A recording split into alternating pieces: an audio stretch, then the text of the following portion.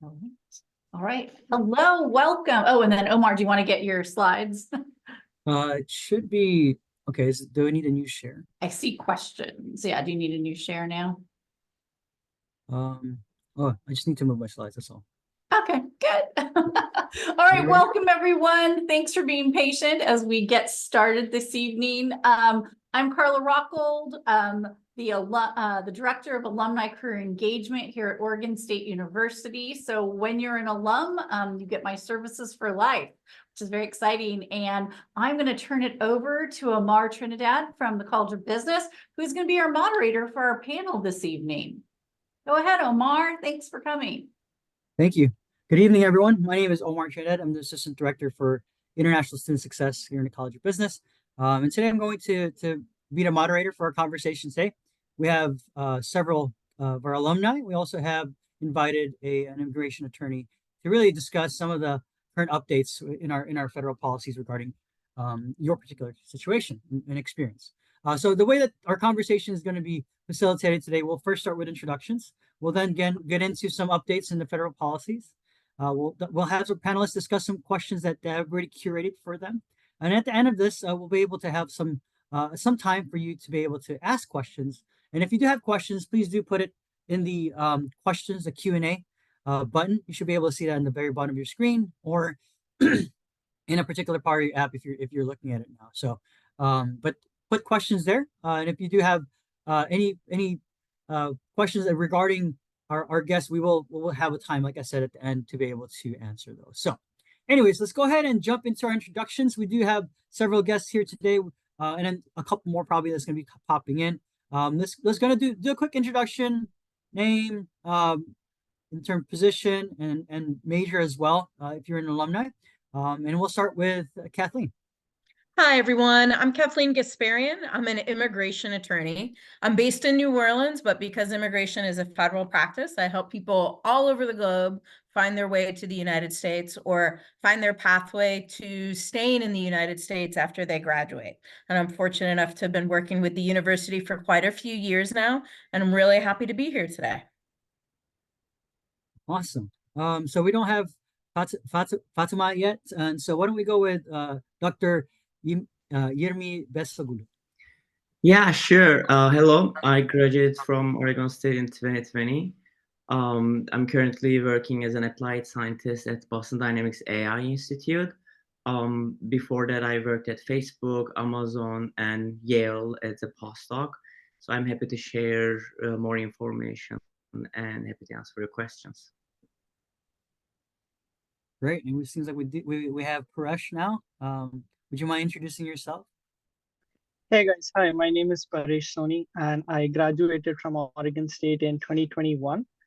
Currently, I work as a product operations engineer at a startup called UnitX, and we basically work on inspection systems. And I'm happy to help however I can. Thank you. Thank you. Abdul Rahman? Hi everyone, my name is Abdul Rahman. It's an honor to be reconnected again with the OSU alumni. So I graduated from OSU 2018 with a chemical engineering degree and a minor in business and chemistry. Currently, I worked in NEOM, located in Saudi Arabia, where I'm actually physically now there. It's the biggest construction project in the world. I started my career after OSU with SLR Consultancy, which is a NEOM based in Oregon. And then I transitioned back to my country where I am here. Excited to be here. I'm ready for any question and support that you guys need. Thank you. Thank you. Keisha? Okay, hello everyone. My name is Keisha. And then first of all, thank you so much for having me. I work for Columbia Distributing. And then my position is EDI, Electronic Data Interchange. And I graduated from OSU 2023. I was majoring in business management. I am so excited to be here and cannot wait to share more experience. Great, thanks again. And so, as I said, we're going to start off with updates in the federal policies. So, Kathleen, just let's talk about what are some updates regarding the federal visa policies, processes in 2024 that will affect our students. Thank you, Omar. So the first thing I want to say is I am just one of a panel today. So I don't get to give you all the nitty gritties of how to immigrate or how to get a work visa or how to stay in the United States. But what I can say is your university has lots of great support out there. So what you want to be doing to get all the super details is be really connecting with your International Student Office, OISS. They do presentations about OPT and H-1B, some of them even with me, as well as your career services. So you have lots of resources. And I will say the best thing you can be doing to help yourself on your journey is filling up your toolbox with immigration tools, having some idea about what the basic processes are like, having some idea about where the possible red flags are, having an idea of what might not work, and also like what are your time frames? What do you need to be doing to make sure that you're giving yourself as many opportunities as possible to stay in the United States if that's what you want? Or if you don't want to stay forever, but you just want to stay for a little bit, making sure that you're securing that work authorization. So we're kind of in a really interesting time right now. So you guys probably know by now that the US has presidential elections every 4 years, and we have one coming up at the end of 2024. Why does that matter? Well, while the skeleton of immigration law is set by statute, which means Congress, the Senate and the House have to get together to change it, the president and the missions of the president, the ideas of the president, the policies of the president have a lot to do with how the agencies make decisions on applications, whether that's the embassy in your home country or USCIS, meaning the people who grant OPT, the people who grant H-1B visas, the people who grant permanent residence. It has a lot of impact on the policies, the priorities. What are the types of things they want? What are the, how strict are they going to be in the application of the rules? So we have had a really, and I would not say open door administration under Biden. Biden has always been pretty narrow on immigration, but he's been a big supporter of regular migration, and he's been a big supporter, especially compared to other administrations, of sciences and academia. So what does that mean? It means we've had some really cool stuff come out in the last year or two. One of them is a whole policy within USCIS of supporting STEM. And so what does that mean? It means, and supporting F1 students and supporting higher education within the visa process. So what does that mean? It means, it doesn't mean you automatically get things if you're STEM, but it means that there is policies that can give really good support to the pathways you're taking. For example, one of the very few ways that you can self-sponsor for permanent residence is called the National Interest Waiver. And that's where you show you have a master's degree and you're doing something important to the United States. Biden's policies, STEM policies, have essentially said advanced degrees within STEM fields is a factor they would consider with that. We also see it playing out in different types of non-immigrant, meaning temporary permissions to be here, and that there's a lot more support and it may be easier to get other kinds of visas. Unfortunately, there's nothing anybody can really do right now or yet, but I'm hopeful about what's the limitations of the H-1B visa. So if you've done any sort of Googling or looking on the internet or talking to other alumni, you know that one of the very few temporary ways you get permission to work in the US is called the H-1B.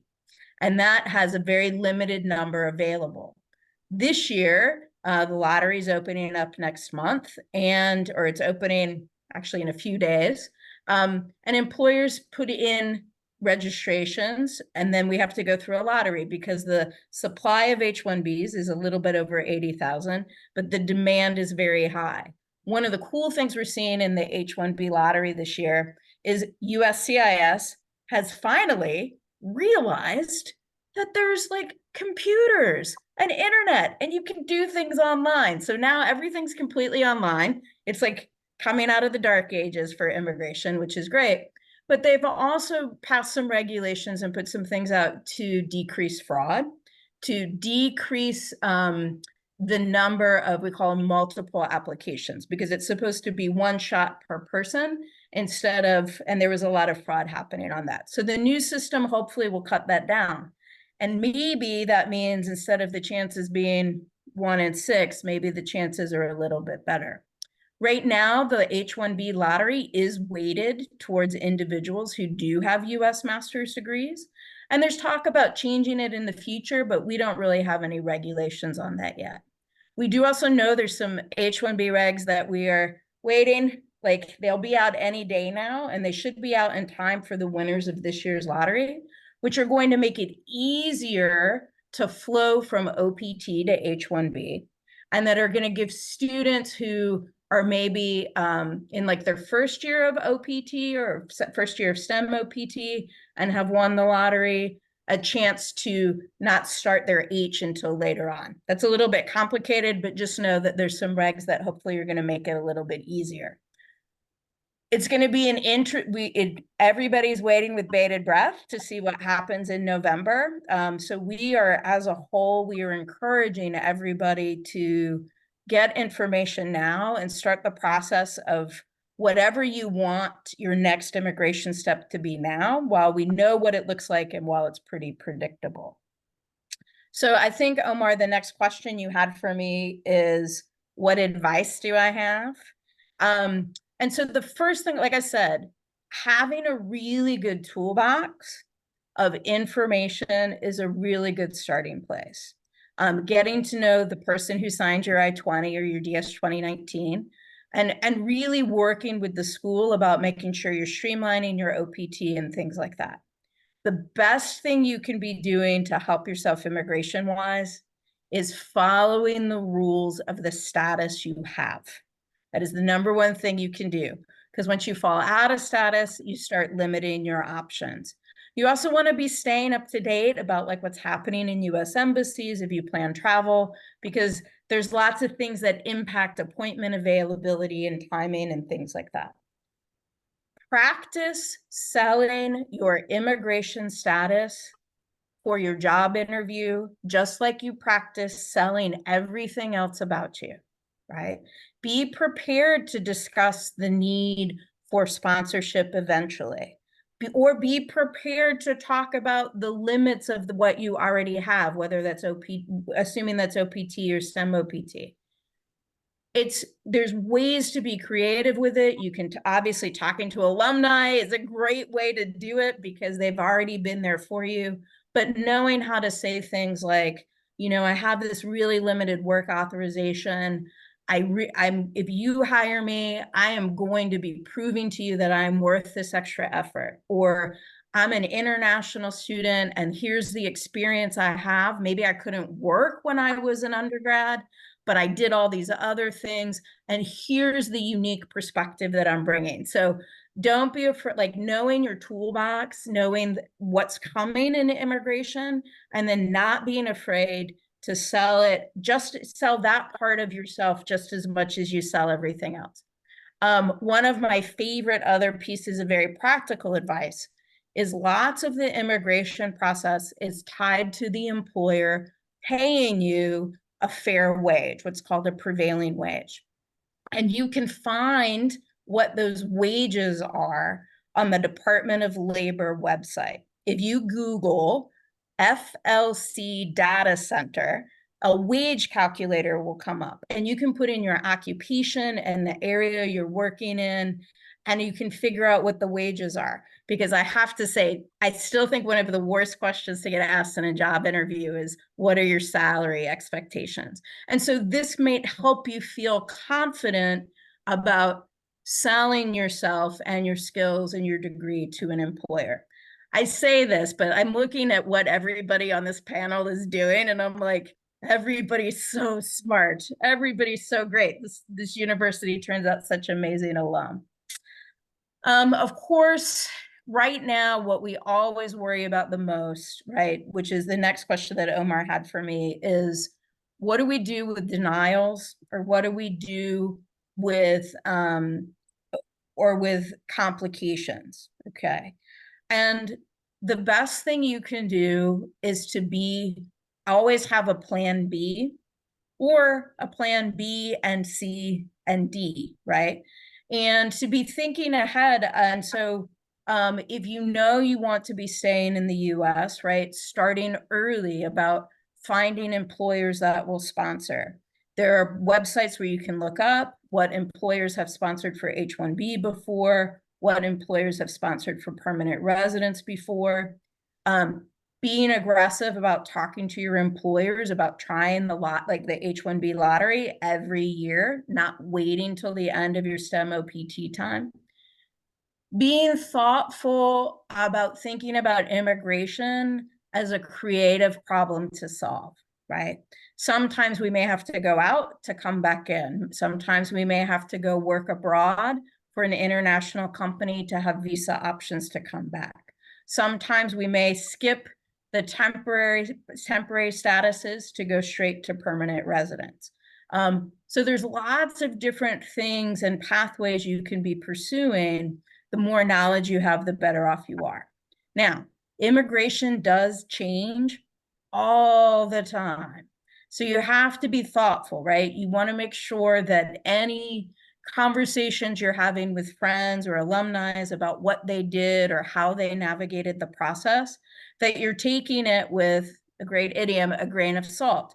And you're realizing that what somebody else did may not be the same exact path for you, and that you need to stay up to date on what's going on, and put in your list of people that are going to be helping you in your career, not just alumni, but also the international office, an immigration attorney. You want to be thinking about, like, it's also good to educate yourself about employment law and wage law and things like that. Make sure that you're being treated fairly. So I think being a little bit, being confident that you have thought, like, if you are doing some of the things that I see the people on the panel are doing, the immigration part is like I'm the easy part, right? Think about, I always say, come up with your plans of what you would like to do with your life. And then we figure out how to make the law do that for you. And sometimes it takes a long time, but eventually we're going to get there. So I'm going to drop off because I want to hear from this amazing panel, but I'm also happy to take lots of questions at the end. Awesome. We do have a question, and we will answer those at the end. And so let's go ahead and get started. So, and again, the panelists, you can answer this at any point in time. And then Kathleen, also, if there are things that you think are salient that needs to be discussed regarding the topic at hand on the table, just please chime in. So the first question we're going to have is for the panelists is, what skills should students start working on while they're here at OSU? So anyone, just unmute yourself and start talking.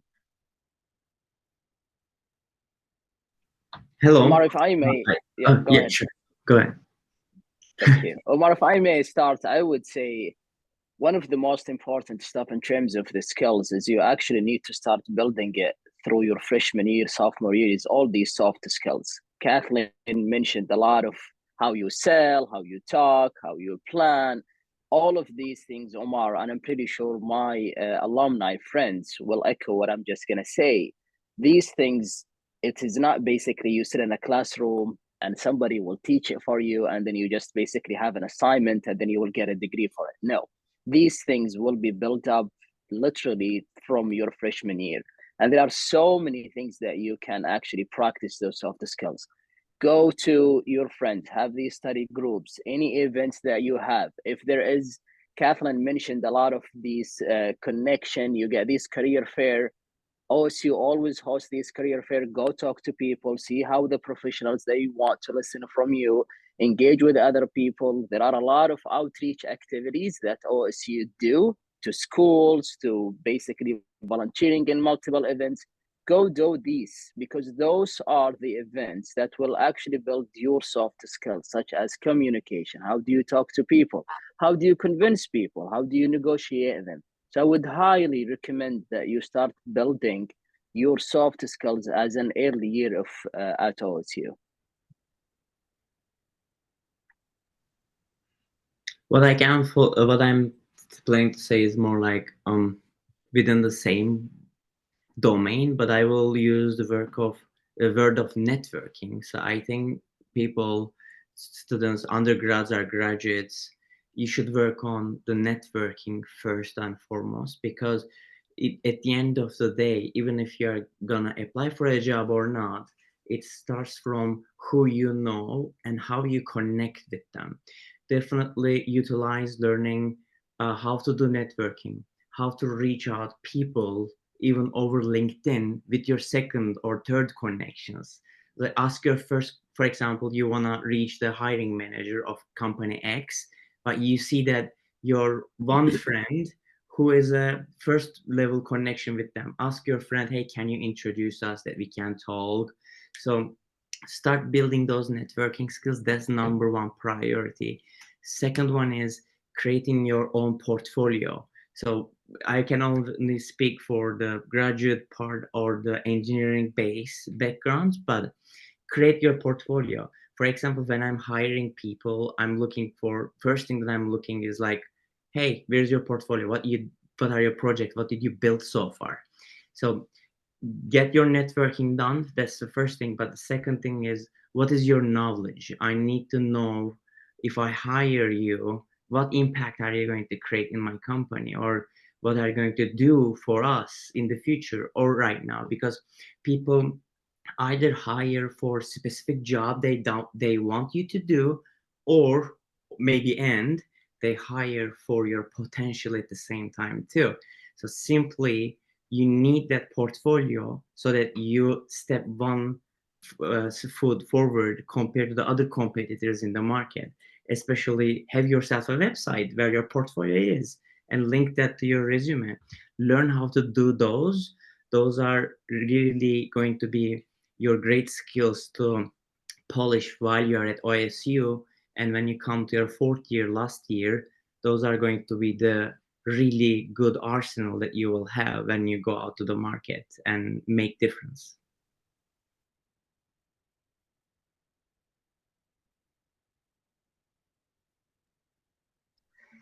Just echoing what was said back, it's really important in the current job market that if you network, it makes it easier to connect with people. And then so there are a lot of opportunities which uh, don't show up on job boards, but they show up on referrals. And then if you have a good network, that makes you like automatically eligible for those. So like a really important skill would be networking. And just to emphasize on the network part, it doesn't need to start from basically professionals at the real job. It actually can start with your faculty. I get my jobs through one of the faculty because they already have a very big network, and these companies or these organizations, they trust the talent that those professors will bring, so they will reach out to them. So it doesn't need to immediately like start to the organization. It can start with your faculty. I'll echo again what Dr. Osman mentioned. LinkedIn is a very important platform to actually widen this network. But I would recommend starting first with your faculty, and then you can go up. Okay, so if I could add up the skills that students should start working on while at OSU based on my experience is it can start from small things in daily lives. So for example, like communication skills. So how do you communicate, for example, with your professor, with your friends, how you guys can respect that. And then listening skills, it's super important because you when you want to listen to other people as well as project management, because you might work with other teams and with other people who have different personalities, and then how do we make or create balance between that? So yeah, and then last but not least, networking as well, it's super important, critical, and I do believe the skill that each of you should have is your passion, your own passion, the thing that makes you different and special. Thank you. Awesome. Yeah, Abdul Rahman, you had a addition to that? It's just I mean, one way to start these soft skills. There is so many jobs on campus that you can actually do. I remember my sophomore year, I worked at the Memorial Union as an event coordinator. It's a really great job to actually have so many diverse people, different background, different majors. So you start to deal or learn how to kind of communicate with them, how do you engage with them. There are so many resources that you actually can utilize on campus to develop those soft skills that my alumni mentioned them. And additionally, to add on that, students' clubs are small companies to say, non-profit small companies to say. It's really important because, for example, from the robotics club that I was involved in, some of my friends went to Tesla just because of the projects that they involved in the robotics club. Some of them are working at SpaceX because they were really good at what they are doing. Most of those skills are not being taught on the classes, but you learn them with your passion, curiosity. There's a goal out there. You want to build a rover, you want to build a submarine, whatever you want to build, knowledge you collect throughout those projects, throughout those skills are key. And I think being in the clubs is really nice and very area where you can experiment and grow your skills simply. And each time when you do complete a project from put it into your portfolio, because they become a really nice chat points when you come to the panel interviews at your next job interview, for example. Kesha, you want to add on to that too? Yeah, so almost forgot. I think I do believe this is the most important skill, which is problem solving. Because the companies, they want to hire people who are not only smart, like intelligently, but also for the social skill as well. Yeah. So how do you guys like solve the problem effectively, accurately, and quickly? Yeah, I think that's all from me. Thank you, Professor. Yeah. And by the way, at any point in time, if things come up, just bring it up. So I would say to how do you develop some of these skills is take any job interview that comes your way, even if you don't think you want that job, right? Much like playing video games, the game teaches you how to play the game, how to win the game. The more you can get confident, the more you can get comfortable with this idea of either having to sell your portfolio or sell your skills, or just getting used to what are the kinds of questions that people are going to ask. Then when you get to that job you really want, you've already got it worked out, and you're much more confident.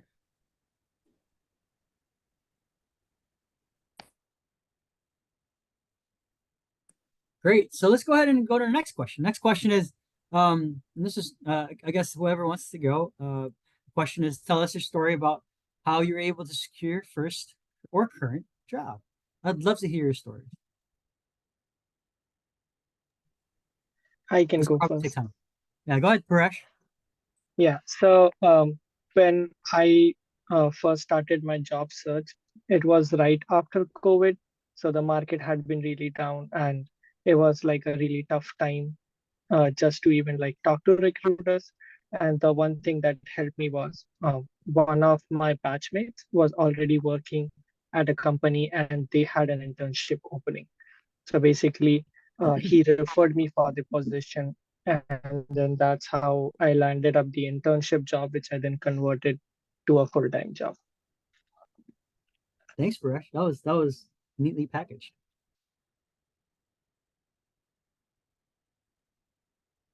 I can share my story.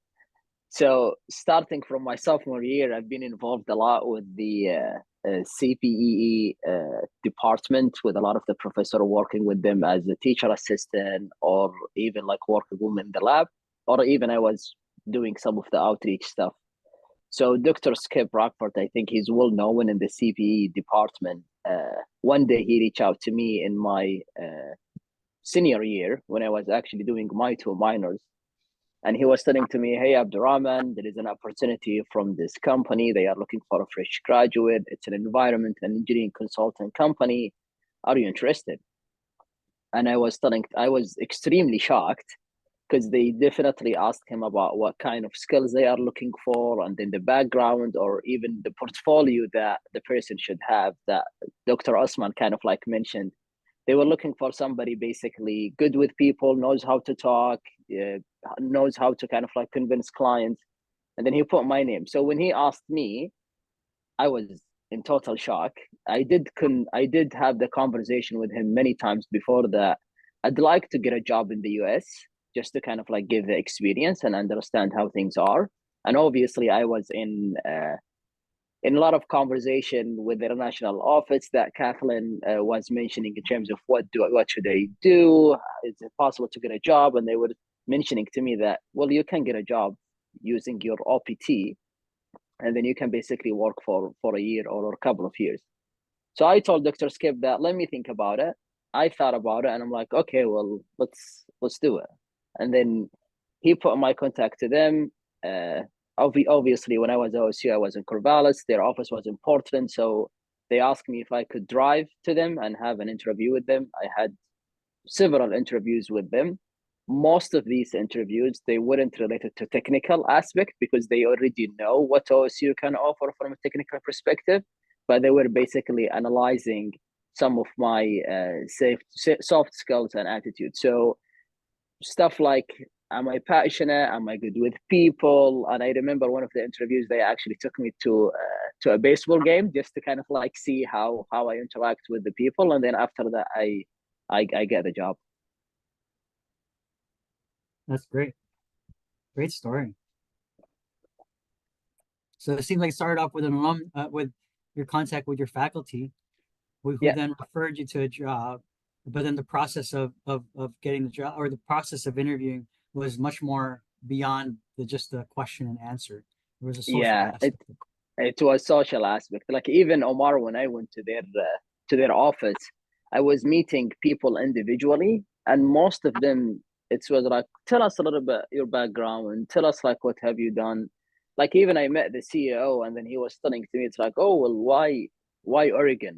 Because I was telling them like, I love Oregon, I love the rain, I love hiking, and I love these kind of stuff. So they will be asking these general questions. Basically, they are analyzing your personality, your soft skills, and then the technical aspect obviously will come later.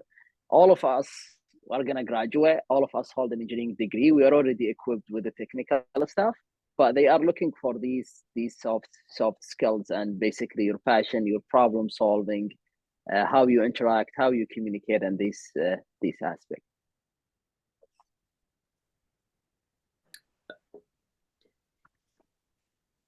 I can go next. So my first position was not EDI. My first position was operation clerk at Republic Services, and it is in Albany, and it was temp, I think, for 3 months, and then I got this full-time job.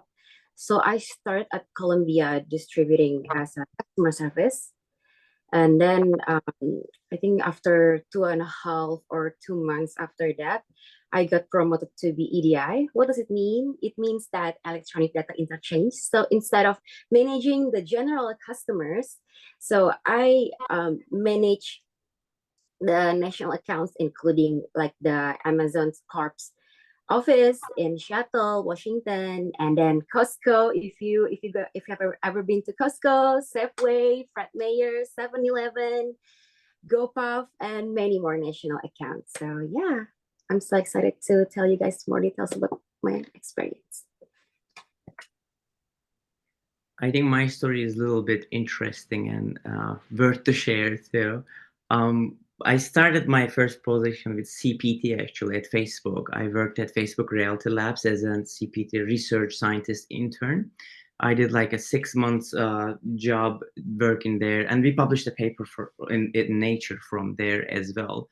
And right after that, I was like, hey, this is great. Maybe I get a job offer from there, etc. Then COVID hit, and I had to graduate in the middle of the COVID.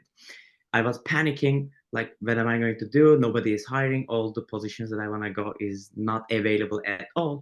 Then I decided to do a postdoc, and I applied 11 positions to get a postdoc. When you're doing a postdoc after PhD, you definitely utilize the network of your professors. So basically, I reach all the professors I met at conferences. Each time when you meet with conference friends or professors, you add them on LinkedIn.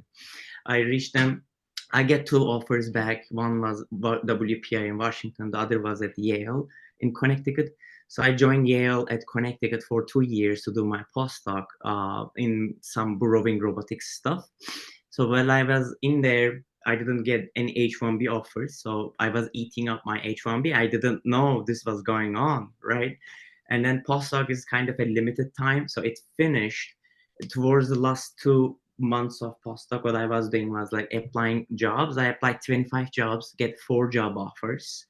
And one of them was again from Facebook. One of them was from Amazon Robotics and AI. One of them was also a company called Carbon 3D in San Francisco. They offered like 150K at that time. I was like, yeah, happy, so much money, yeah. And I realized, oh, take the taxes off, take the rent off. Oh my God, 50K in San Francisco. I'm literally poor.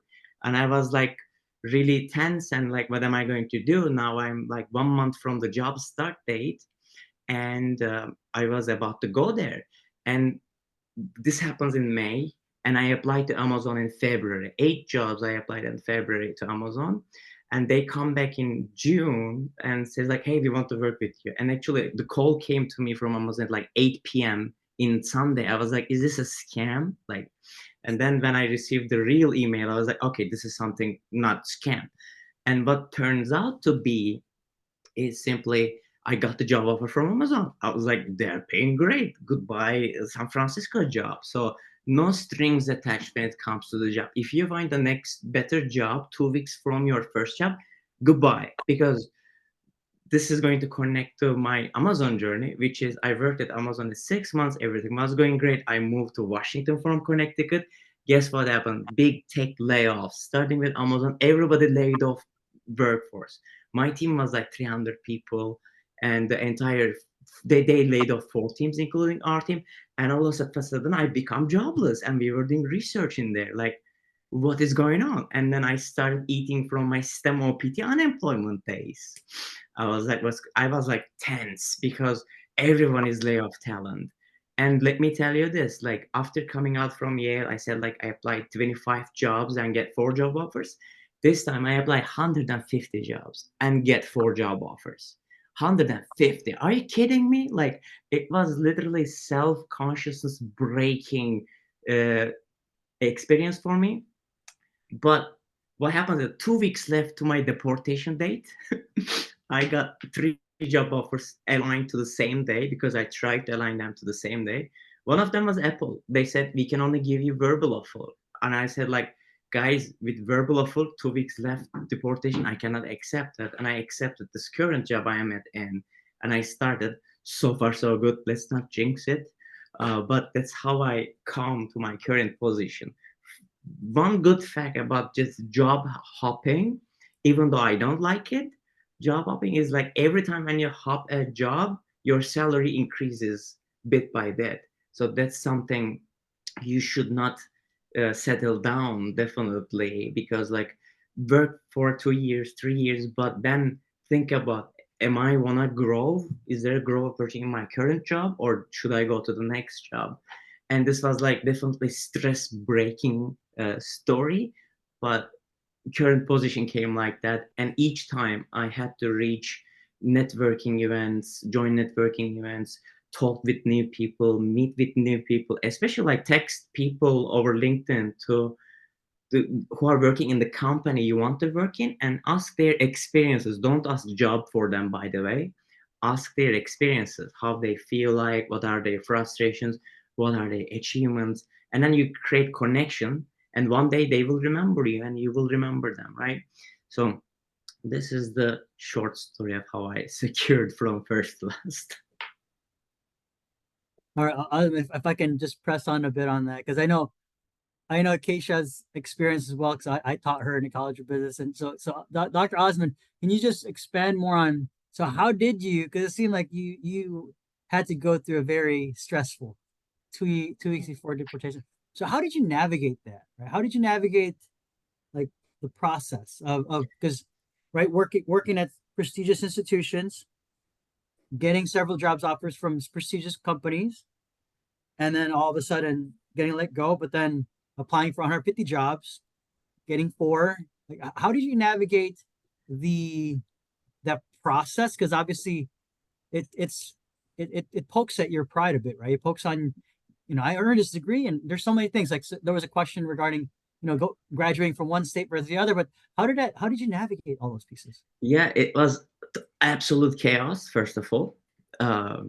Excel, I have one big Excel sheet with all the job applications that I have, like job name, link, who is the hiring manager, who is the hiring human resources that's connected with it, because there's always a hiring manager and hiring HR person.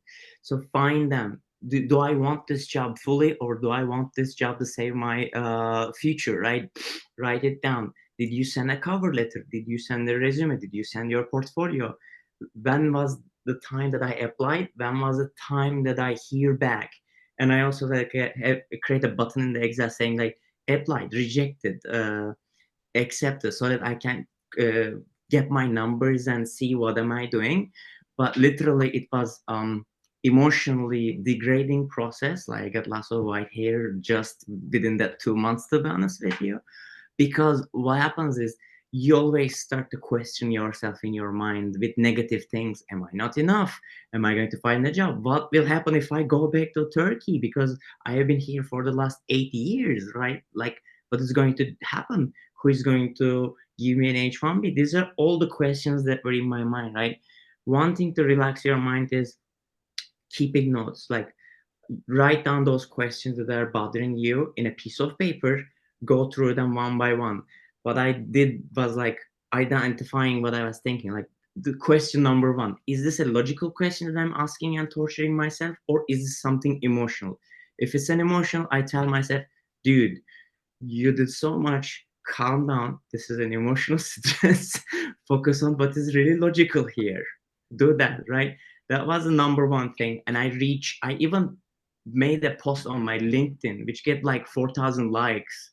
I was like, never happened before, because what I did is, hey guys, this is my current situation, this is what I did, and right now I'm in this situation, I need a job with this skill sets, this. If you know someone hiring, please reach me out. Guess what happened? People started reposting it. My professors reposted it. Even people I don't know reposted it. Like, communities that are Turkish also reposted it. So that reach out. Like, even one day I got a call from Tesla robot team, Sunday 6 p.m. interview. I was like, Sunday 6 p.m. interview? Are you working at Sunday 6 p.m.? Right? So incredible things happen when you unleash the networking possibility. So make sure to add everybody you see in here in this list over LinkedIn. Reach these people as a person who is going to graduate from Oregon State. That's number 1 task that you need to do, right? But overall, long story short, this management comes from being patient, knowing what is logical, and knowing what is emotionally torturing you, and trying to stay away from that. And I also did lots of yoga to relax my mind. So it was stressing. And as Gasparian said, plan B, C, D. I was thinking, like, if I go back to Turkey, what am I doing? How am I coming back? Am I coming back, or am I going to Europe, right? So like, plan B, plan C, plan D. I started writing these down too, so that I can at least have a future that I can, if I want to come back, I can come back, or go start working in somewhere in Europe if I don't want to work in my own country, right? That's all planning and trying to be logical and sane at the same time. Okay, awesome. Keisha, you want to add something to that as well? Yeah, so I almost forgot. I got this position from LinkedIn, so do not underestimate the power of LinkedIn. And what is one more? Indeed, and then yeah, I had 3 rounds interview. First one was the phone interview. Second was in person, and the third one in person as well. So it was not an instant story. That's all from me. Abdul Rahman, you had an addition to that? Just 2 minutes. I think Dr. Osman it was a light bulb when he mentioned like some of the experiences. So the job that I got from my professor, I actually, before that, I did apply through some jobs, and actually one of them, I get a job interview through one of my friends who used to get an intern. So I think one thing that Dr. Osman mentioned, keep a register, be logical. What's the interview? Who's that person? And I remember one of the companies, I had 3 or 4 interviews. So in a typical corporate world, you will meet with, I think the first thing, it depends about the order or structure, but in general, you will meet with your line manager, you will meet with somebody from HR, and sometimes you will meet senior people like a director or might be the CEO. So I met my line manager, loved me in person, and then I met another person from the team. They were really happy about me, and then things were moving smoothly. And then I get a call from HR. They literally called me and they were saying, "Okay, we just want to book a flight for you to Massachusetts to actually meet the entire team." But what I didn't do through all these interviews that Kathleen, I think, mentioned, that be straightforward about your visa situation or your work permit. I thought the line manager and the other person that I met, they already were aware of the situation. But anyhow, the HR talked to me and I said, yeah, sure, I can come this weekend, yada, yada, yada. And then she did mention like any visa restriction. I'm like, well, I'm in an OPT, but obviously at the end, well, this will need to be changed. And then it was a shock for the HR rep. And then they were saying, okay, well, we're gonna give you a call later today. So they send an email apologizing that they cannot proceed with the job, even though the technical and the line manager, they were pushing really hard. And I actually get a phone call from them like apologizing for that. So these things happen. Keep the tab open and then keep a register and then keep following it. It's fine that you will apply for many jobs, but don't take it emotionally, as Dr. Osman was saying. Just technically, things happen. Next step, go. Do a second interview. It works, good. Does it work? Fine. Next step, continue doing it. This is how it is. Like, don't take anything personal when it comes to like applying for jobs or getting rejected. This is very normal. Exactly. Also, like, you just need one job. Like, it's all Yes. about being at the right time, being at the right place. If I learned something through my story, it's about being at the right time, being at the right place. There's no other explanation for that, because like, you continue searching. When the time is right, it happens, but you need to do your best to do that. Also, regarding the visa situations, for example, after I started that job, which was my last year of OPT system, by the way, I was lucky that they accepted me, because literally 8 months was left in my OPT system extension. Before joining, I asked them, are you guys gonna apply for H1B? Which they did. And last year of my H1B didn't came out. Then they decided to do O1. It was, for example, my fastest visa process, I guess. I got my O1 under 2 months, for example. So talk with your companies and managers before you apply to make sure that they are going to cover your visa expenses, and see what are the options. In Fang family, Amazon, Meta, Netflix, Google, all the big guys, they always do they have an army of lawyers that collect all the information from the employees who needed to be applied H1B, and they do it automatically with a system, so you don't need to worry about it. But for small companies, you need to worry about it and talk with the people so that you get that in the pocket, so they're going to apply for it. Awesome. Lots of good stories there. I think that's I love hearing all of our alumni stories. And so yes, it is challenging, but as Osman said, you really only need one job. So let's go ahead and go to our next question, right? So what types of experiences at OSU, we're still at OSU, do you think contributed to your success? And partially some of that was already answered, but what else do you think contributed to your success? Were there specific resources or support services that you utilize at OSU to be able to help you land the job that you have now, or provide you the skills and experiences that you have now?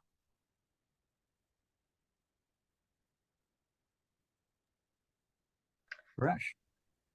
Yeah, so the specific experience or like the one that I got at OSU would be like as part of the 3D printing club. So I was like the vice president, so like team management and things like that. But the one thing that I am like grateful of OSU is the like my batchmates and my like the networking that I was able to do when I came to OSU. Like it has helped me so many times, and like it has basically got me each and every job that I've switched to.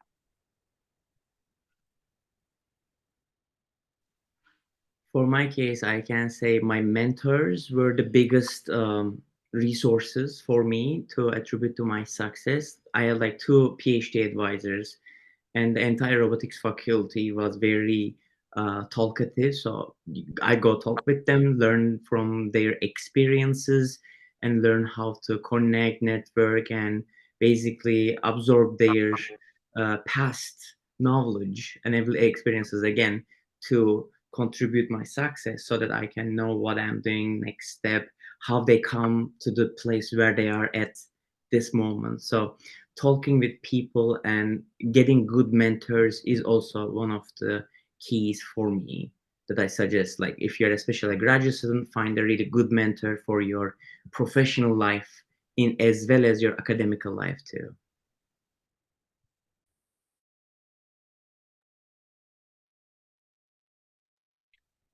I'll add few things, and I think my colleagues also mentioned it. Talk to your mentors and professors. Talk to your advisors. You need to be sure that they are there for you. Nothing makes them happy to see their students succeed. So the more that you connect with them, the more you'll be honest with them. Ask them for help. They are there to help you, and they will help you.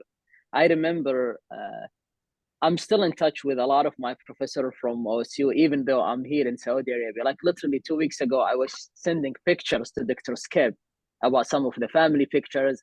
I gave him like some presents, some traditional clothes, and he would even like take pictures like, oh, I still have these clothes. So be in connection, with them. So that's really, really important. The other thing is, in my opinion, the friends that you make in college, they are friends for life, and they will continue with that. So widen your connection, widen your network in college, not within your classmate, but even with the other departments. Like when I did my minor in business, I get exposed to a complete different network of students and professor who actually one of them helped me to get a job or to secure a job interview. So these two things are really, really important. We already covered soft skills, communication, getting to know people, and all these kind of stuff. But utilize your professor, be honest with them, ask them for help. And then the same thing is your classmate. Even when I was a TA, the students will come to me and they will be asking for some helps. To me, it was one of the most memorable moments when I can see that, oh, I'm actually helping them with whatever help they need. And as one of my professor mentioned to me, that once a teacher, always a friend. So you use your mentor, use your help. They'll be happy to support you. Okay, so I think this is my turn. It all started when I was a freshman. I had a class with with Professor Omar, and then he told us, and I still remember until right now, be the extraordinary. So after you graduate and then you get that diploma, then what? What makes you special? So that's why from that I realized that okay, I think I need to do more, like out of my classes. So I decided to work part time as a funding program specialist at community engagement leadership, as well as a RA and PA for one of the professors at College of Business. So from there, I learned a lot of new skills that I have never learned before. So for example, like during when I was being a TA, I learned how to, or RA, I learned how to solve the problem. I learned how to communicate with my team, with professors, and how to understand and follow the SOP, because each community, each organization, it has different SOP and we need to follow that. And then, so if you ask that, but I just work at dining hall and I only get paid for $14 or $15. It's not only, it's not just, it's something. Because from that experience, you will get like so many important skills. For example, how to respect your leader, how to respect your teammate, how to respect your customers, how to make the customers come back to you again, how to understand and follow the SOP, and communication skill, listening skills, project management, how to balance your club or organization or part-time job with your classes, even though it's hard, but it is like when you get out of your comfort zone, and that's when you learn. Do something uncomfortable. That's where you grow. Thank you. I'll echo one thing. Sometimes we underestimate, oh, I'm a teacher assistant or research assistant where I'm just grading or it's just proctoring exams. One of the things that I'm well known and I'm really good at in my current job is how do you actually process complicated information and simplify it in a very simple way. Usually your CEOs, like I go into a meeting to like CEOs or like sometimes the board or like executive directors, they don't want to go into all these deep details. They don't want to know like, okay, well, what's the energy output or no. They just want very simple stuff so they can make a decision, because all what they do usually is they will make a decision based on some evidence that it's your job to provide them the accurate information in a very manner way. And you get these information or you get these skills from actually teaching people, even like your study group. You to teach them, like if there is like a homework or something, when you do it, teach them, try to kind of like explain things. When you become a TA or when you become an RA or even like you work in a dining hall, there is always that skills where you will actually explain something. You might think that it's not valuable. Trust us, it's really valuable, and you will develop these skills as you do these experiences. Thank you. Yes. Just want we're going to continue. I just want to give everyone a heads up as far as all of our audience. Just please to continue to put questions on the question and answer. We will get some time to answer those, but please continue to do that. So when we get to the question time, we'll have a bunch of questions. All right, Keisha, you want to add something to that? Yeah, I just want to add, so you guys can know that every big thing, it has to start from small things. And also don't forget to use the support or resources that our college has. For example, like OSU Career Success Center, COB, at COB as well. I always use that to modify my resume or my portfolio. So yeah, that's all for me. Okay. Let's go ahead and talk about our next. And if you all have something to add to that, just pause me. But the next question we're going to talk about is the transition. So you were able to land a job. Now, how did you navigate the company culture, right? And for Dr. Yumi Basuglu, it's multiple transitions, right? And different types of companies, which is, I'd love to hear that story, because you go from Amazon, or you go from a higher education research institution, and you go to, Amazon's very cutthroat, and then you go to something else. And so I'd love to hear everyone's stories regarding how you navigated the company culture within. Yeah, I can start with that. I think after Oregon State, going to the PhD was a kind of in between step between the corporate culture versus the academic culture, because when you're a postdoc, you're still in the education area, but at the same time you are an employee, you're working in there, right? So one thing really great about these big companies and small companies is there's an onboarding process. So they guide you in your first month about, hey, these are the tips and tricks, these are how you need to behave, these are the education. Like they start with very simple IT information like security in IT. And also they take you to the security in terms of the company secrets, and they take you to HR related stuff, how you should not make a joke to your coworker, or how you should be very careful about what you're saying, right? Those are corporate culture. Because for example, even though in the university, even though you're doing joke to your best friend, maybe your best friend feels bullied, you cannot do that in a company culture. They will talk to HR about that, and you will be getting called to there. So what happens in the company culture when you go to the higher education, big companies like Amazon? I was more working at Amazon Robotics and AI Park. You need to be careful about rules and regulations. There are lots of things, but the great thing is there's always an education out there. They are training you in the onboarding. Like Amazon had like really cool training modules where you sit down and learn and um, understand what it is, and they're giving you example scenarios about what to do, what not to do.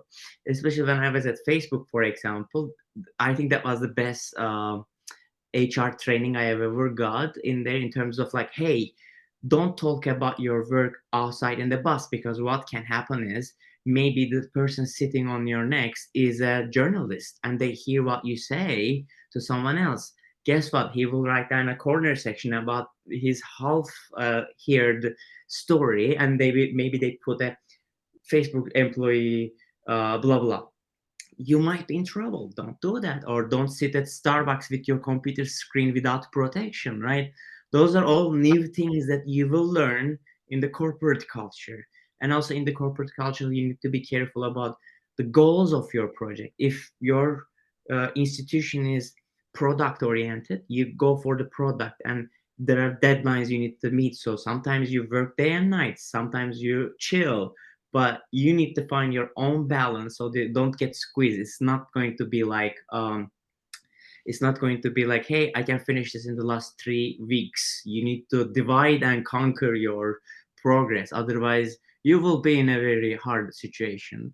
But long story short, don't get afraid about the corporate culture after academia, because they will train you and you will learn it on the way as you learn how to be an academic. Abdul Rahman? So I worked in the US, and I'm currently working in Saudi. Like I've had like 5 previous jobs. Most of them, they have the same stuff. Dr. Osman mentioned you will have somebody, so you will usually have work buddy. That work buddy is actually dedicated for you to help you with any question that you want. Like even like, oh, what is the IT department? Well, is there like any restriction related to my laptop? Can I, for example, leave my laptop at the office?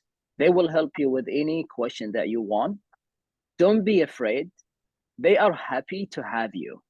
So they will be happy to answer any question. And remember, they were in your situation as they started that job. Like currently now, I'm the responsible person for onboarding people in my department, literally like from executive director all the way to like junior staff. I'm helping them with almost everything. And I always tell them, I am here. Reach out to me. I don't want you to feel that, oh, no, I don't want to bother them, or maybe ask any question that you want. I'm always here. And what you don't know is when you actually show them that you actually care, it actually give them more morale toward your work. And this is what the corporate want. So ask questions, give yourself a little bit of time. It's the same thing when you start driving. The first time when we actually sat under the steering wheel, we were just nervous, but now it's like you feel very comfortable with it. So it's the same thing. Ask questions. They are here to help you. Don't feel shy, and be who you are. They're always going to be there for you.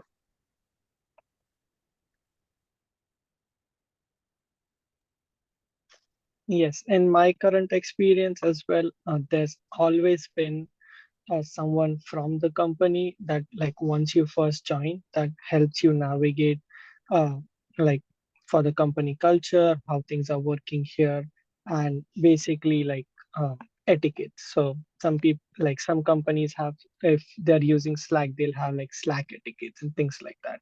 So we'll always have someone to help out when you join a company. It's just a matter of if you feel that like you don't have enough resources or you get stuck, then you just need to ask. And most of the companies, there'll be people who'll be ready to help. Yeah, so based on my own experience, I try to navigate my company's corporate culture is by trying to understand the SOP, and also for every new employees, we always have to do the several different types of training, and then as well as including with the consequences. What if we break one of the rules? And then we also have like evaluation every 3 months, so from our managers. So yeah, it helps me a lot personally to navigate my company's corporate culture. Awesome. So let's just go quickly. We're gonna navigate. We're gonna switch over our conversation to some tips and then quickly go into some questions. I guess let's just focus on it's because I'm looking at the questions and there seems to be a lot of questions, partially about job searching. So what is that? Any tips that you guys have regarding the job searching portion? So just focus on the job searching. Any 2 tips for job searching from each person? That would be great.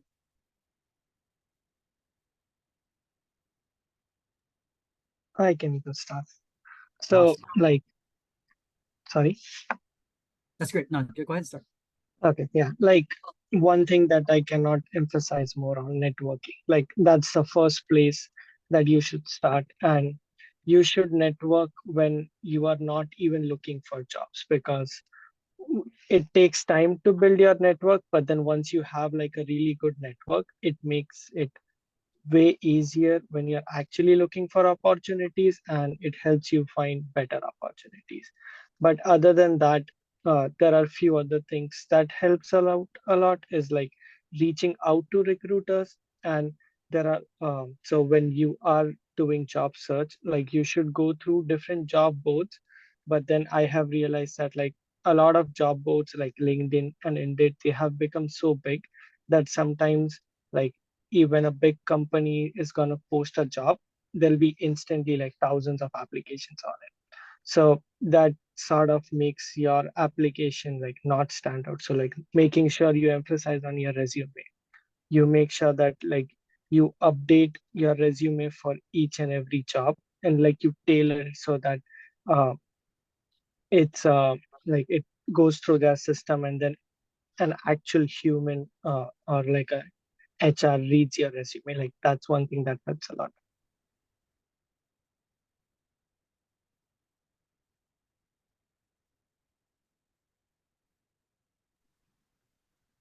It's been a long time since I looked for a job, but I hire people all the time, right? And so as a person who hires people, I think 2 tips are don't be afraid. The number one is don't be afraid to reach out to either people you know, or you see a company you want to work for, reach out to them. One of the things I always say is I can teach people how to do the job, but I cannot teach them hustle, meaning like I can't teach them how to be ambitious, and I can't teach them how to do like certain types of like customer service and really connecting with people. So I'm always really looking for people who aren't afraid to just kind of reach out. And there's been times where people have reached out to me and I've said, I'm not a good fit for you, but do you mind if I forward your resume on to another friend of mine? And so I really do think, like, with all the LinkedIn and all those algorithms reading resumes and things like that, that it's the human connections that are really going to make a difference. So when you're here at school and you're F1 or your J1, and so your opportunities to work off campus are really limited, but that means you have lots of other opportunities to do other kinds of things, like the robotics club or this competition, or look for different conferences, right? Like you're there may not be big conferences right there in your city, but is there something going on where in your industry, and just go hang out at the convention center and see who you meet. Don't be afraid to talk to people. Like, I embarrass my family all the time because everywhere I am, I talk to everybody. And I have gotten so many opportunities over my career to either grow my career or find clients or find people that I can work with or refer work to. And I think people want to help. People want to help other people. People like to feel connected to other people. And so getting out there and talking and doing those connections, and learning how to, I think I said it before, like sell yourself, right? Like what's your, it's having a sentence about you that identifies you and lets people know what you care about, right? Or lets people know what you're bringing that's different.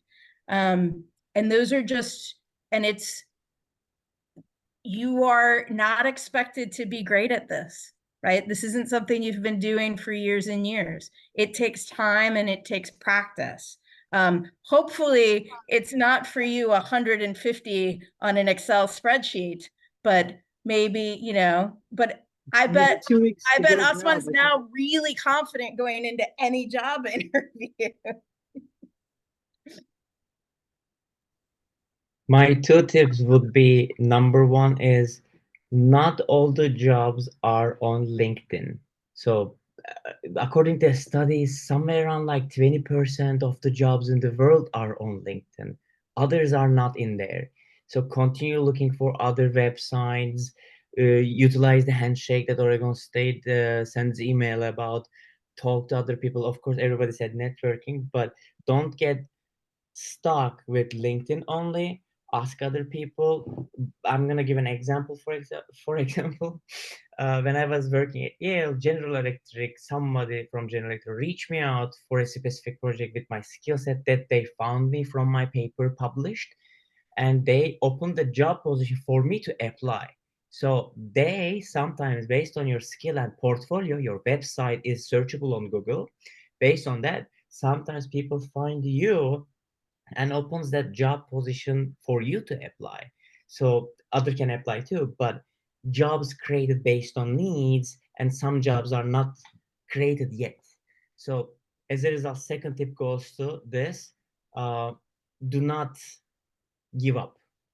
Second tip is that, like, always make logical decisions. Don't go emotional. Don't go into your scary zone. Continue applying. It's not about you. It's about the market. All right, Paresh, in the last few minutes of what you have. Sorry, can you say that again? I said, would you want to add some more to that? Yeah, like definitely don't be scared to reach out. And that, like, once we are out looking for a jobs, our goal is to get a job. So we should never be embarrassed to reach out to people, because the most that they can do is say no. And that is not gonna push us like to any worse state. We'll still be there. But yeah, for an off chance, like if you ask help for like 100 people and like 3 help, you can, like, those 3 might help you achieve like a better place in your job search. Thank you. Kesha? Yeah. Oh, Go ahead. go ahead. No, Kasha, you go. It's okay, go ahead. Thank you. So I'll just make 2 tips, one in person and one using LinkedIn. So in person, I think Kathleen, Dr. Osman, they already mentioned it. Some of the hiring people, especially the senior position, they wouldn't post the job because they are looking for a very specific skills. And most of the time, it's not technical. It's something in a personality wise. Maybe you are good talking to people. Maybe you are good in summarizing stuff. Maybe you are good in assisting them. So show them the skills, go meet them. You have conferences, you have these career fair. Even if you do not tell them that I'm looking for a job, the way that you are opened up to them, you will see the response from them, and you can gauge it that they are interested in you. And they might say, hey, can you share your email? Can you share your phone number? And they will be reaching out to you at some time. So that's one tip in person. The other tip in LinkedIn, when you find these job posting, when you open them, in any job that you search, you will find the recruiter name. Go to their profile, send a nice message to them that, hey, I looked at this application, and here is, like, for example, a very quick background about your portfolio. you try to sell yourself how you can stand alone outside these 10,000 applications. And sometimes, in addition to that, if let's say the job from that company, I would say software engineer, go to that company, try to find who are the software engineer managers within that company. And it doesn't hurt to just shout out to them or add them to your network or just send a message. What is the worst thing that can happen? They're not going to reply, which is fine. You just go to the next step. So there is no harm. There is no harm in this. Over to you, Kasha. It's okay. Yeah, Big so answer.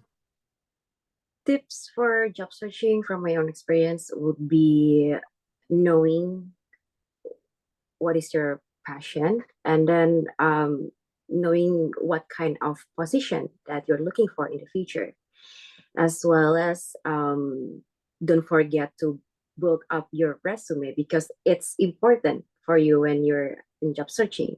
It's like your weapon, because it's impossible for the employers to know who you are within like 15 minutes or maybe like up to an hour, right? And then decide which candidate is the best.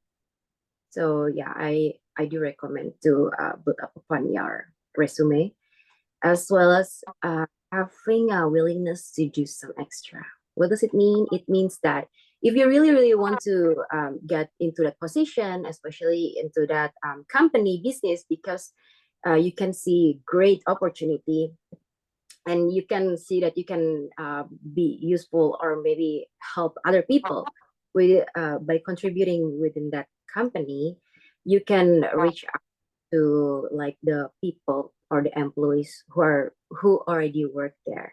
Yeah, and also just to let you know, if the answer is still no, it's just a comma, not the period. Do not give the period. It's not over until it's really over. So do not give up and get. Okay? Just keep holding your sword, because the battle has just begun. Awesome. Great. All right. So let's go ahead. Thanks so much for all the tips. Let's go ahead and transition into talking about some questions. And so there are lots of questions, and I just want to try to, because of how much time, the amount of time we have left, let me summarize some of the questions a bit. I'm going to start with the one that's current and then go back, because there's a couple of them that are a bit deeper.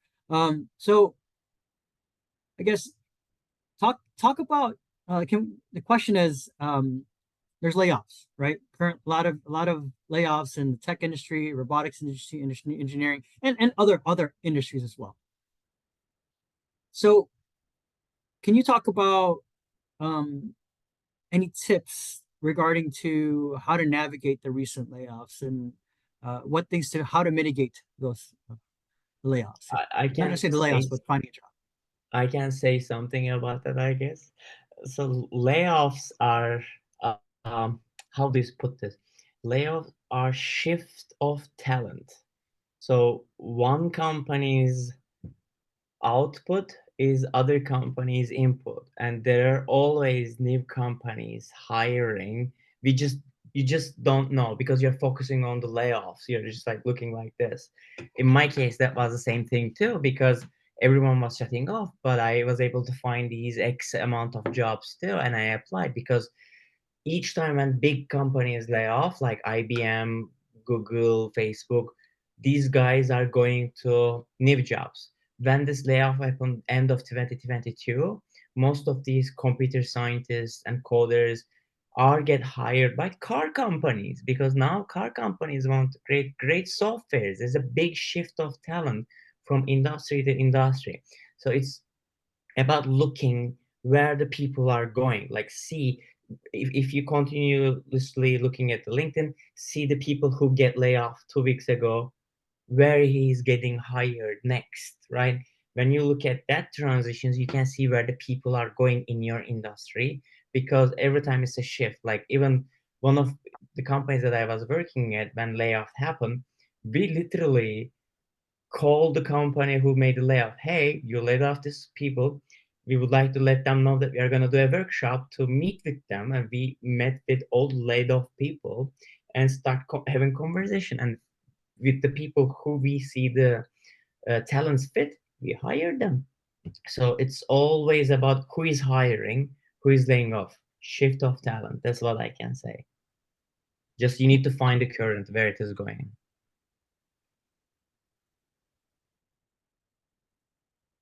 All right. This seems like if you want to add to that too as well, Abdullah Rahman and Keisha, to let me know. But let's just shift over to the conversation of OPT, right? And so I think Abdul Rahman, you kind of had that experience, right? So you're going through the interview process, and I'm not sure if they were listening to you, the person asked question, but you were going through the interview process, and then they found out I'm in an OPT, and so there was a question about if I have a company that I have, that doesn't want to hire me with H-1B, how do you navigate that conversation?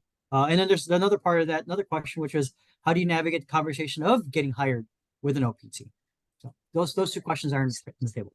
Yeah. So Kathleen, you can correct me if I say anything wrong. So the first year, if you're OPT, you can apply if you're a STEM major, even if you do not get a job. So when you get into that job interview, just be straightforward with them. Hey, I'm in an OPT as a STEM. My first year, I can get it, and then I can extend it for an additional 2 years. So you can be straightforward with them that you, as a company, you have 3 years to test me, whether I'm actually worth it to be to sponsor all the visa and all these kind of stuff. So one, be straightforward with them, and two, they will be straightforward with you. So for example, my company SLR that I used to work with, I'm so thankful for them, amazing people. The first year they said, okay, get your OPT, and then when I extended my OPT for the additional 2 years, they didn't wait till the last year of my OPT. From the second year, they immediately started the conversation with me, like, hey, you proved to us you are really good. We're gonna start processing your visa. Now, some of you might ask, well, you are back to Saudi. I mean, due to family issues, I have to kind of like leave the US and come back. But be straightforward with them. You get the option for the OPT, and they will be straightforward with you. I mentioned the story about the previous company. I reached all the way to the flight ticket, and they said, "Oh, we're not gonna get it. It's fine. Go back."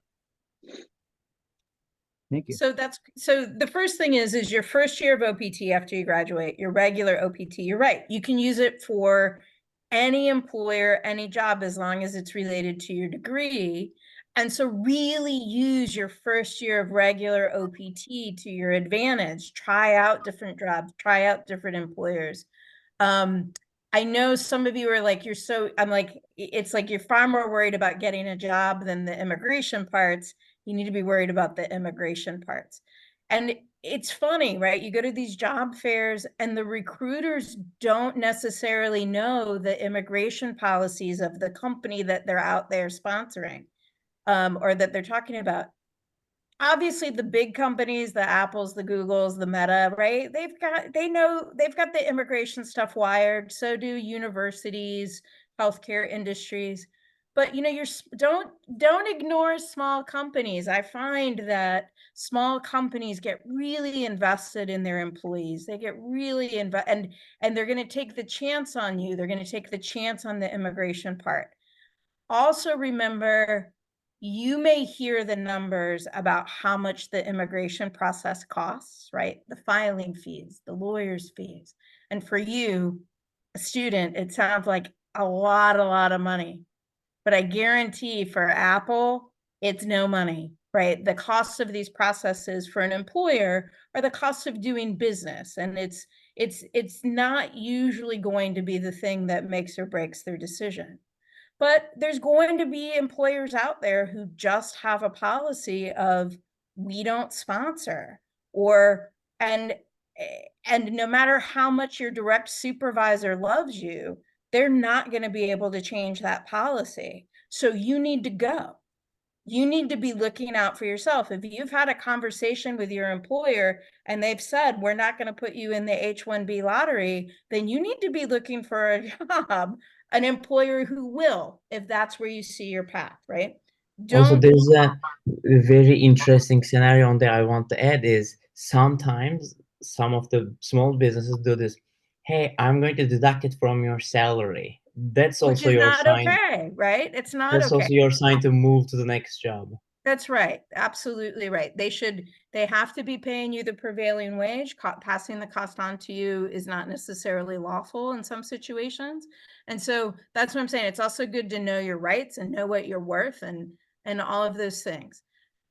How do you, and so it's a chicken and egg, unfortunately, scenario, or we also call it a catch-22, right? Where it's like, you need to be working for them to convince them to do the sponsorship, but you can't work for them unless you have the sponsorship. And that is why if you can, doing CPT, meaning curricular practical training while you're an undergrad, getting these personal relationships, getting these projects, using your OPT time to your advantage, and also knowing what's out there in terms of alternate options, right? There's not a lot of ways you can self-sponsor, but there's some. And knowing what those look like, or knowing how to start these conversations about permanent residence and how H-1B, knowing the selling points, right? I'm going to work really hard. I'm going to do this. I'm going to do that. And also understanding that for an employer, you can sometimes say to them, listen, this immigration process could tie me to you for 3 years, 5 years. In this market, having an employee who's going to stick around for 5 years, like, that's unheard of. Like, people change jobs all the time, right? Like 2 years is what I think most employers think they're going to have an employee for. So, like I said, having all the information in your toolbox and then converting it into a positive is the way you go about finding the employers. Finding employers who are willing to sponsor alumni, like, that's your number one resource for really finding companies. But I would say absolutely, and I repeat again, don't write off small companies. Almost all of my employers are small companies, and they are willing to start early on the process. They're willing to try over and over again. They're willing to be creative, because they really get connected to you as a person, and they don't always see you as sort of a replaceable cog in the machine. So there can be lots of ways to navigate it. Kathleen, even SLR, when they started, they were a small company and they were straightforward with me. They told me, you are the first employee that we're going to go through the process, so bear with us. It was me and then another girl who used to be my classmate. We were both international. We went both through the same process. So small company, they are actually interested to help and go the extra mile with you. And then so I agree with you. I find these companies who've gone through the process and have ended having it work out, right? Or they've had a great employee. They're more willing. The next time they don't even think about it. It's, of course we'll do it. Yeah, it's okay. We can try it out. Yeah. There's a really big prevailing question, and that we get a lot. And by the way, for those that have a lot of visa questions, we will have another event where we'll have Kathleen, and we'll focus on all the policies, all of the different types of ABCDs of the visas. And so, but there is one salient to this conversation now, which is, what is the best way to answer the question? Do you require sponsorship visa now / in the future? This is usually a question through the application process. Yeah. So employers in the United States are not supposed to ask certain questions, right? They get in trouble. It's discrimination. They can't ask, are you a citizen of the United States? They're not supposed to ask, like, what country are you from? They're not supposed to ask those, like, in the preliminary question interviews, right? Or like marital status or things like that. What they can ask is something along the lines of, do you have unlimited work authorization to work for any employer? And then, will you require sponsorship in the future? You have such a small window of OPT, right? If you don't have a STEM field, you have 1 year. If you have a STEM field, you have 3 years. That is not a lot of time in immigration. You don't have time to dance with employers who don't want to do the process, right? And so you need to be really upfront. So how do you answer it? Well, I think it also depends on what you want. Do you want to stay in the US? Do you want to be here long term? Are you just trying to get a year or two of experience before you go back home? So if it's, I just really want a couple of years of really good experience because I know I can turn that into a good job back home, then that's what you say. No, I'm not going to need sponsorship. I have this status for 3 years. I'm exploring some things on my own, but what I really want to do is get as much as I can out of this time. I'm going to be really loyal. I'm going to be doing this. I'm going to be doing that. Right. And if it is the sponsorship, yeah, I have OPT that doesn't require anything from you. In STEM, I need to be working on an E-Verify employer. And eventually I'm going to be interested in H-1B sponsorship or permanent residence. So I'm going to be doing everything I can to convince you to take those steps, right? To meet your requirements to do those things for me. I think you just kind of have to, like, and if you're educated about the process, it's enough to, I think, because a lot of times the employers don't know the differences, right? They hear sponsorship and they think, oh, that means I have to advertise, I have to do this, I have to do that. And they don't understand the requirements that are different between permanent residents and H-1B and this. And so if you can sort of just like, if you can at least point them in some right directions, and have that information in the beginning, then I think that can open the door for you to kind of move forward to the first steps. Awesome. Well, thank you.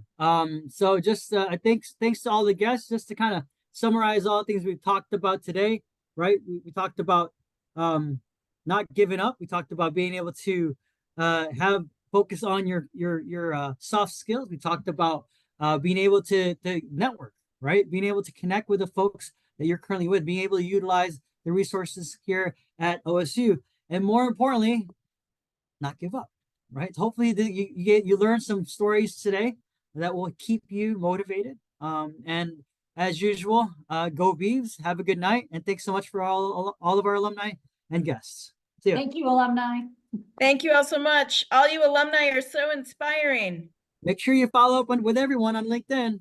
We'll see you. Exactly. Thanks, guys. Go Beavs. Go Go Beavs. Thanks, Carla. Oh yeah, thank you. Thank You're you. a great moderator. Right, Thank you, my bad. Professor. Thank you Yeah, as thank you, well, Kathleen. Thank you, OSU. Bye. Good night. Yeah. Bye. Good All night. right. Have a good night, y'all.